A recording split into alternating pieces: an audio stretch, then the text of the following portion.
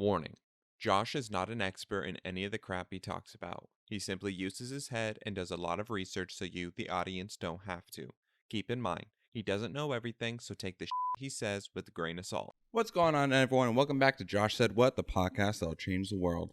I have here with me, good friend, Mr. Patrick Baughman. Yes, sir. A round of applause. How you doing today? How you guys doing today? Going pretty good. Sorry for the little delay on the setup, but it's No worries. nice, right? It looks legit, and I'm pretty excited to do this, man. Yeah, I'm excited too. Not only that, but we're also in your gun shop too. Do you want to talk about your little gun shop?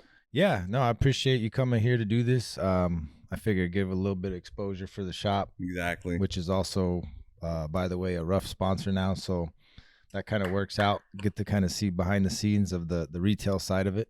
Mm-hmm. But yeah, man, I'm excited. Yeah, that's awesome too. I was gonna bring up the sponsorship too. How did you actually work that out? I'm actually curious. Honestly, man, I don't know.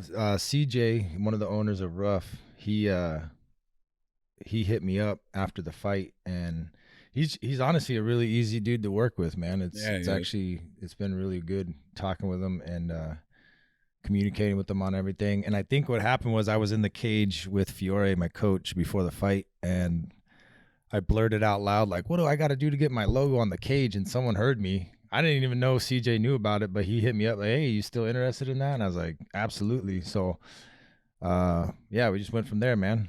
Yeah, that's badass. I remember meeting CJ over at the Golden Margarita. Yep. Me and JJ were talking a little bit with him. He's a really cool dude. He actually started out in the business just by building the cages, and then he worked his way up to an owner. Oh shit, I didn't know that. That's cool. I know he also owns a A1 Pawn and Guns down there, and that kind of works out because now we're talking about firearms as well. So it's cool. We've already worked out a couple trades too, man. It's pretty badass.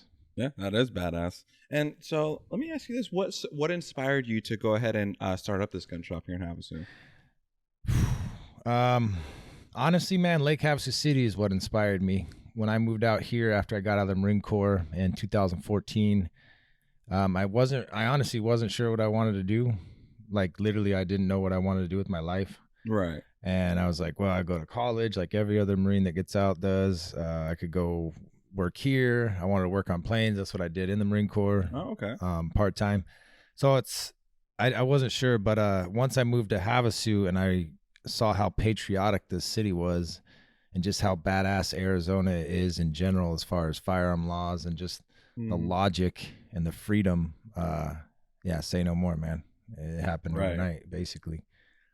Exactly. Yeah, because I mean, there's been so many situations that you see, especially in like today's society as well, where it's like firearms are kind of needed to protect yourself.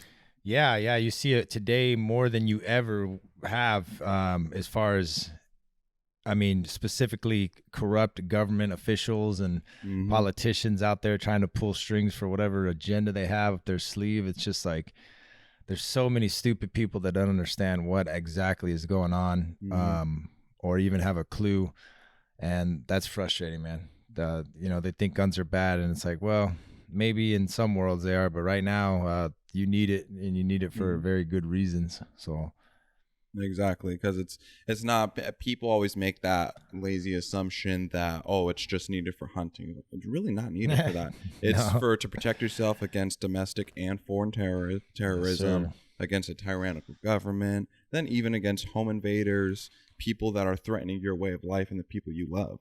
Yeah, that is absolutely the primary reason behind the Second Amendment to the U.S. Constitution. Guns serve many purposes, and one of them definitely is hunting. But the Second Amendment stands for one reason, and that has nothing to do with hunting. It has to do with freedoms, our individual liberties. It's basically it's them admitting like, hey, we know the government can get out of control, so here's the one amendment we're going to put out there to letting you know you can still defend yourselves to the teeth until the day you die, type thing. So definitely nothing to do with hunting. I agree with that. Exactly. And then speaking of guns as well, so I'm not sure if the camera's going to be able to pick up all of it, but with all the different array of guns you have, like, it's incredible. You have a huge selection. I see all of them over there and everything. Like, do you want to elaborate more on like what kind of guns you got, like the things you could do? Yeah. So here at the retail store, we carry pretty much any type of firearm you'd imagine.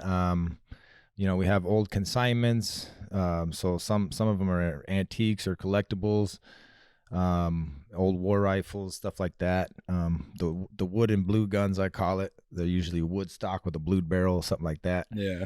And we do a lot of those trading online at Gunbroker. A lot of people are interested in that old stuff. Oh, okay.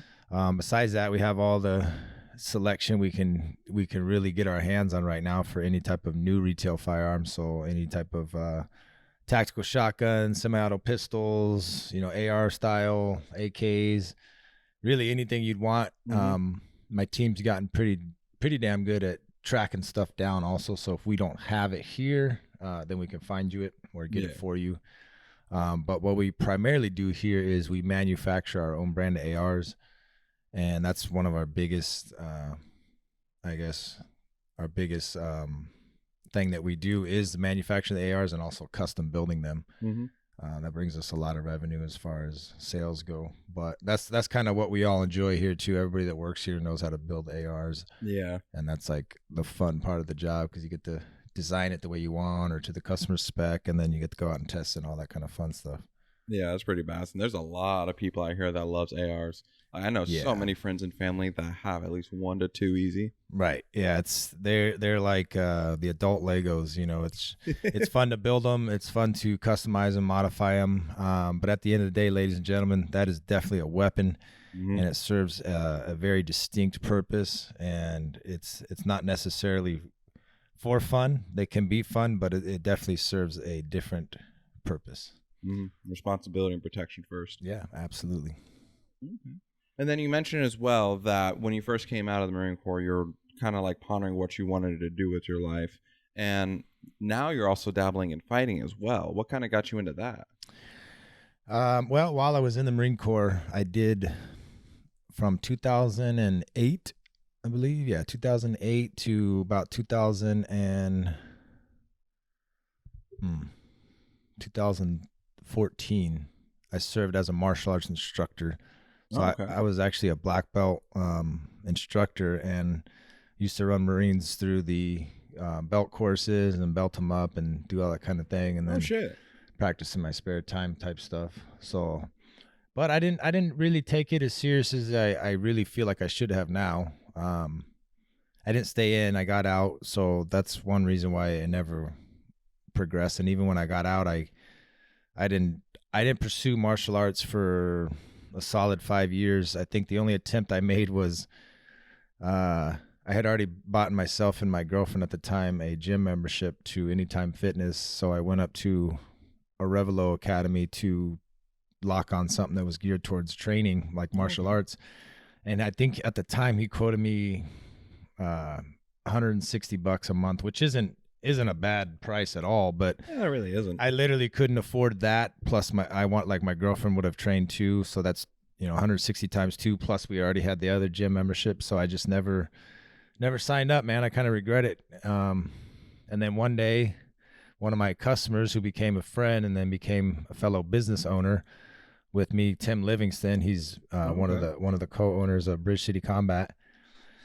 He came into the shop, and back then he was just a customer, but he invited me to his MMA fight. And I was like, what the fuck? What are you talking about? He's like, yeah, I'm going to fight in a cage. I'm like, bro, what? So I went down there and watched him, and it was just badass, man. That was badass. I watched him fight Brooks Callahan that night. And just the whole experience, man, like seeing people that I know compete and just like everybody watching them, and I was like, I gotta fucking do this shit. Wow, for sure. Now you say Brooks Callahan, is that one of the Callahan brothers that was at the Rough 46? Yeah, he actually Brooks was at Rough 46. It was a title fight. He got TKO'd. That's right. He beat Tim that night, but yeah, just at Rough 46 he did get TKO'd by Mordecai. But yeah, so since then, man, and then from there, Tim introduced me to Christian Byers. And so Christian started training me out of his garage. And then I said, fuck it, let's step it up. So me, Tim, and Christian became partners. And I basically helped fund the startup of Bridge City Combat. So I used to be an owner at it. Now I'm not an owner anymore. I'm just like a fighter there, and I have like lifetime memberships and shit. But okay. Yeah, it was Christian Byers, man, got me started in the MMA journey, and Tim Livingston. Yeah. That's pretty badass. That's pretty badass. And then now, I don't know if you want to announce it first, but for Rough 47, you have a fight, right? Yeah, I do actually. Finally, locked on. Everything's ready to go. Got the contract signed right there. I'll be turning that in today to the staff at Rough. But it'll be, my opponent, his name is Matt Stenger, and we will be fighting at 205 pounds. So super excited. This is my fourth amateur MMA fight, and it'll be the first fight that I fight at 205 pounds. My first 3 fights I've been going in there with guys a little bit heavier, bigger than me. So yeah, I just want to see what I can do with guys my size. Oh yeah, definitely. Because you were in the heavyweight division originally, and you liked that challenge and everything. Now you're kind of like looking to have somebody that's going to be right on your level and everything, right? Yeah, exactly. Just give myself the ultimate advantage, and or at least not let them have any advantages as far as their weight. And then it kind of comes more down to skill set, Yeah. at that point. Yeah, exactly. Because I know with light heavyweight, it's definitely a fast-paced division, but you could especially thrive at that. I think for your build too and everything with your background, and then like with Jaime over at Fior's, the way he comments on your skill progression with your boxing, your capability, I feel like you'd really excel at light heavyweight. Yeah, thank you, brother. Yeah, cool. I feel like it would be a it just depends, man. It really depends on who your opponent is. I could get a 205 pounder that just wants to wrestle again, and it's like, fuck, that's not my necessarily my skill set. Obviously, we always work to improve our weaknesses, but I wasn't born and bred a wrestler. I didn't wrestle all 4 years in high school, or do wrestle when I grew up with my parents and all that shit. But I've put myself down as a bar brawler every fight, and that's what the fuck I go out there and do, man. I just want to get in a goddamn brawl. Yeah, that's the best kind of fights. Yeah, this shit's over quick, man. I still remember those 2 legendary brawls with Diego Sanchez. You remember? I remember it was like against Gilbert Melendez and then Clay Guida. Yeah, I remember that. I can never forget that. Oh shit, that was freaking legendary. That was hardcore legendary. And I feel too, because I know like the Diaz brothers, for example, no wrestling at all, but they do BJJ, and then that's what you're doing over at Bridge City as well. So that's a very perfect counterbalance as well. It is a lot of. I mean, Brazilian Jiu-Jitsu and what we have going on at Bridge City Combat. There's nothing really I can replace that with, man. It's the most physically demanding, training that I do, especially when you're in there with a lot of guys rolling round after round after round. You can't really replace that type of cardio workout or that type of strength training or exercising. But I still do need more, foundational wrestling techniques that are just pure wrestling. Everything changes though with MMA, because, even the jiu-jitsu stuff that I get taught over there, I got to remember to apply it to an MMA scenario to where it's like, this will work if you're not getting punched. Like you might be able to grab his leg and post up. Yeah, that might work if you're not getting, fists thrown at you. So it's all a little bit different. But at the end of the day, man, it's just one thing I definitely need some progression on as far as my skill set. Anything on the ground. It's kind of never ending though. You know what I mean? Even the black belts that I know are always in there trying to seek self-improvement, which is a good thing. So that's kind of what that atmosphere promotes anyway. So yeah, exactly. That's always been my biggest love for MMA, because eventually down the road, I would like to have like a couple amateur fights just to get that experience for what my interests are. But just the overall aspect of MMA and the fact that it doesn't matter if you dedicate 20 years to one single discipline. It could all be counterbalanced because of how much variety there is in MMA. Yep. Like you put Conor McGregor and Khabib is a pretty good example. Conor McGregor doesn't really have like good wrestling, good jiu-jitsu and everything, but he's great stand-up. But then Khabib just took him straight to his world, and then boom, it was game over. Yep. So that's what I love, and the fact that it keeps you on your toes all the time. You have to constantly work in all these different disciplines. That's been my favorite thing about it. And BJJ, I absolutely love it. I have a gi at home still from when I was training out in AZ Combat Sports out in Tempe. It was so much fun. Yeah, I recommend getting back into that, man. I was against wearing a gi for a long time. I'd always give my coach Barry Solins shit for it. They even making fun of the way they look in their gis. But no, he eventually convinced me, man. I got one, and I'm really glad I did, because now like, besides obviously training myself to get more efficient in a fight, which is the ultimate goal, I do pride myself on just wanting to train myself as an individual to be more dangerous on the outside while I'm on this earth. But now I have a goal, like, yeah, I would like to see a black belt around my waist one day. You know, it might take 10 years, but I'd like to achieve that. So it's like, if I'm going to be putting in time doing no gi, I might as well learn it in the gi. Exactly. And get belted up.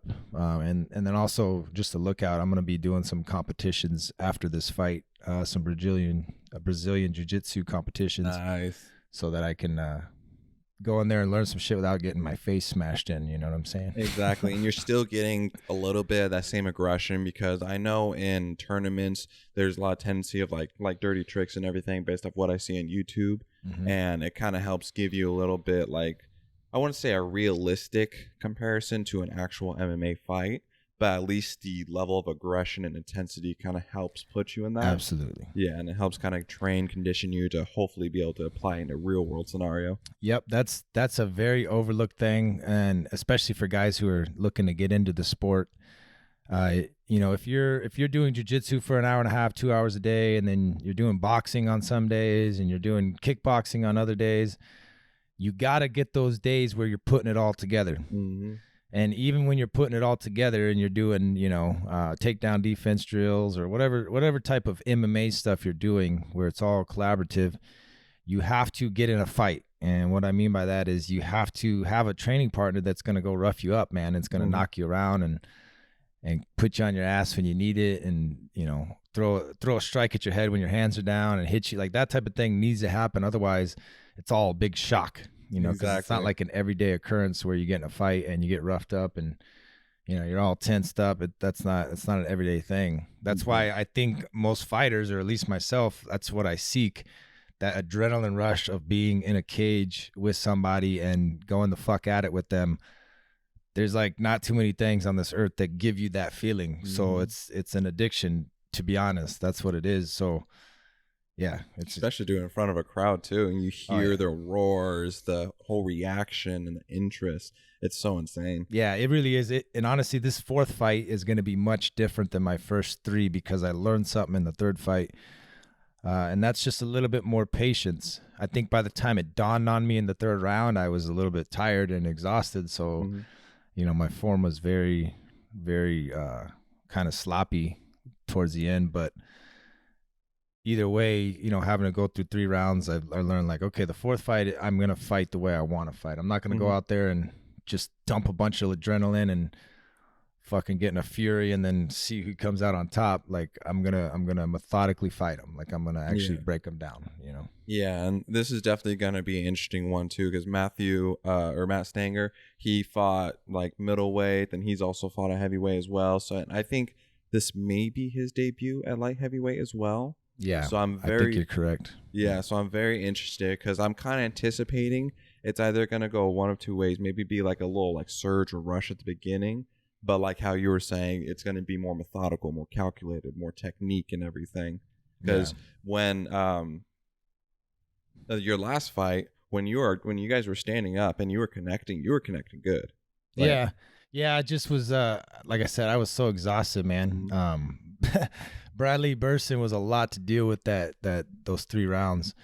So, you know, once you finally get back, I think the ref should have stood us up a couple times, and that would have really helped, because getting out from under a fucking guy like that is like, takes a lot of damn energy. And when you're on your feet, you can see a couple of my punches that I throw are so wild, and one of them I slip really, really bad and basically get taken down again right after that. But hopefully this time, you know, he's not going to be so geared towards going to the ground to where he has no choice but to stand up a little bit. I don't think he's going to watch my last fight and be like, oh, I could take this guy down. He just watched a 260-pounder not be able to TKO me for 3 rounds. Exactly. So he's not going to do any better than that. So I think he wants to stay standing.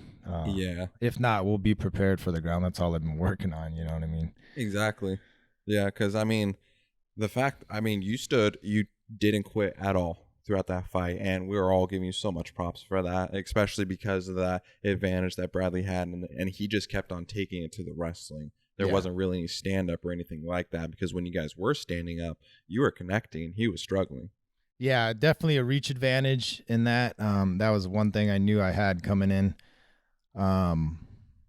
But if I'm Bradley Burston, man, I don't need to connect. You know what I Yeah. mean? He did his absolute job. He knew exactly what he needed to do Mhm. to win that fight. I'll tell you what, I'd like to box him though. I'll do a boxing match with Bradley. There we go. No wrestling, no more wrestling with that guy. Maybe one day if he comes down to 205 or if I go up again, but I don't see myself going up that much.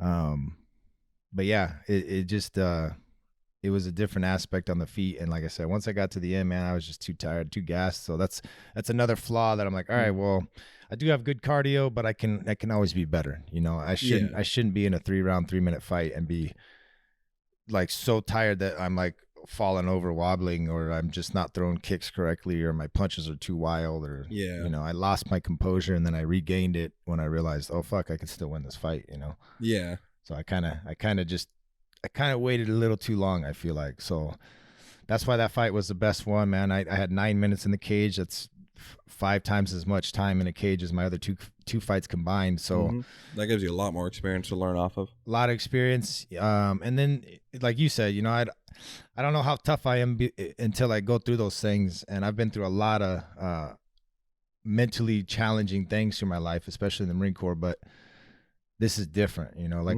you're volunteering for this type of shit. So it's just different to see it go through something like that and work out to where, you know, you didn't quit or whatever. So that is important to me also. Yeah. Yeah. I mean, obviously I wanted the W, but yeah. I'll take that too, I guess. It's still I still consider it a great learning experience, because like when I was over at AZ Combat Sports, especially when I was doing jiu-jitsu, I was just losing left and right. But it was what I prided myself off of was the fact that I didn't quit. I just kept going. I was going against a couple purple belts and everything. So there was definitely a big advantage that they had over me. But the fact that you didn't quit is a major respect, props, because that. Bradley beat me up more than anybody ever has as far as landing strikes on my face and getting me to swell up. And he didn't cut me, so I'm really happy about that. But it just depends, because like my second fight against Chase Daniels, which I'd love to get a rematch of Chase also. He didn't hit me as much, but man, he hit me some good fucking times, and that shook me up more. Like I saw stars in that fight at some point. So I was like disorientated and just in a much worse position, even though it didn't seem like it when you look at like the barrage that I took from Bradley. Yeah. You know. It's always kind of like those sleeper shots. They don't look like they hurt, but then they hurt. Yeah. So it just depends, man. That's why I love MMA, because, you know, like it doesn't matter really. It doesn't really matter if you're in there, and unless it's like a huge mismatch as far as skill level. If you guys are pretty similar, at the end of the day, anybody can get fucking caught with 4-ounce gloves. Period. Anybody can get caught. Like I came out the second round, I threw a fucking big overhand right, and I swear to God, that shit came out like 150 miles an hour. If that would have caught him barely, even if it would have caught a chin hair, man, that dude would have been put to sleep. But you know, it was over. It was way. I missed it. You know, pretty big. It was way overthrown. But even not in wild punches like that, you can get caught with little jabs, and it's just like if it's right on the button, it's right on the button. You're going 9-9, you know. Yeah, and then it just kind of adds up too with all the consecutive strikes. Yeah, exactly. Yep. Yeah. But hey, I got complete faith in you, man. This is gonna be awesome too, and it's on May 14th, right? Yep. May 14th. It's gonna be down at the Celebrity Theater down in Phoenix, Arizona. Again, it's hosted by Rough Nation, and it'll be Rough 47. Your boy's fighting at 205 pounds this time, and tickets are on sale right now. The promo code still is P Baughman. That's BAUGHMAN. I don't think we're doing a giveaway for this fight, but we will have a t-shirt design, and anybody who wants to order one of those can order a t-shirt. It won't be like a mandatory thing though. It'll just be like at your own will. And then they're also doing pay-per-views, so stay ready for that stuff. We'll get all the pay-per-view notes out to you guys also. Exactly. And then speaking of pay-per-view, you were one of the top selling fights, right? 446? Yeah, actually. Yeah, that's what CJ told me, that not number one in the ticket sales down at the Celebrity Theater, which makes sense because I'm not from the Phoenix area. Right. But we were number one in pay-per-view sales, so I definitely want to shout out to everybody that supported me that night. I just wish it would have went my way, and I wish I could have pulled out the victory, especially against a freaking beast like that. But at the end of the day, man, I appreciate everybody tuning in and watching it all happen, because you guys get to be a part of the journey. So, maybe 5 fights from now, you get to say, damn, I remember when Pat got in there and got smoked by Bradley, but now he's out here doing this type of stuff. So that's the whole point, is you guys get to watch the journey. So I appreciate all the support. And that's the aspect of it I love too with mixed martial arts, because it could be a serious learning experience and humbling moment that takes you from being just back at square one, and the next thing you know, you're catapulting off. Yeah. That's the biggest thing. That's why I love the sport so much. Yeah, you got to constantly push yourself. You got to constantly look for ways to improve, man, and that's part of the challenge. So for sure, the journey is the best part, because the ride can last for 30 seconds in a cage, but the journey getting there, and the times that I'm pushing myself in training, and the times that I'm waking up by myself, whatever time to go to the gym, that's where I'm, that's where I progress the most. The fight is like the climax. You know what I mean? Mm-hmm. It's all over by then. So yeah, the real build up is just preparing for it. Having to go through all of that mental and physical conditioning, working your cardio, going through all those training hours and everything. Yep. But that's definitely the step that it takes to reach that level of greatness. That's why I love the sport. That's why even if I'm not trying to pursue like a full career in it, I'm still open and willing to get up 4 or 5 in the morning just to train, just because the beauty of the sport. Yep, absolutely, man. Yeah, and like I remember when I was at AZ Combat Sports, when I finally got my gi and everything, and I started doing their classes. What the area I say I struggle with is definitely my stand up. I'd say I have good head movement, but the ability to connect and land and to stay consistent with it, I feel that's where I kind of struggle with. Mm-hmm. But I've learned that I kind of have a natural knack for wrestling and jiu-jitsu. Okay. And at like AZ Combat Sports, it was a blast just going through that experience, getting humbled quite a few times by a lot of different opponents. Like there's this one guy I was able to do, the Russian tie. Yeah. I was actually able to do it. Okay. I got the Russian tie. Everybody in the gym, they saw it and were just like, whoa. And it was pretty cool. The guy still ended up submitting me just because he had more experience. I think he was a white belt, but he had like already 3-4 notches on versus me, who I'm just a fresh white belt. Yeah. But it was great. That's me. I'm the whitest belt in there right now. Honestly, I really love BJJ. It's such a great sport, and it's such a great discipline, as you said, with like cardio, especially too, because nothing grinds you harder really versus stand up than being on the ground, wrestling, doing the jiu-jitsu, trying to avoid and calculating at the same time what submissions can I avoid, what positions can I avoid to put me in a bad situation while I can continue to advance and make my own attempts. Yep. So it's always checkers or chess. Definitely makes you think, mm-hmm. Keeps your mind engaged. Yeah, exactly. But okay, I think we're going to wrap it up. I know you got to open the shop right at 9, so I'll go ahead and wrap it up for you. Okay. But hey, it was a blast having you on. It's great to do it in here, so that way we could promote your gun shop and everything. We're definitely going to put your promo code in the comments as well, or in the description. I'm going to tag it with all the clips too, so that way we make sure we get it for you. Nice. Awesome. Appreciate it. Thanks, guys. Thanks for watching. All right. And thank you guys again. This is Josh Said What? Again, the podcast that'll change the world, and we'll see you in the next one. Peace.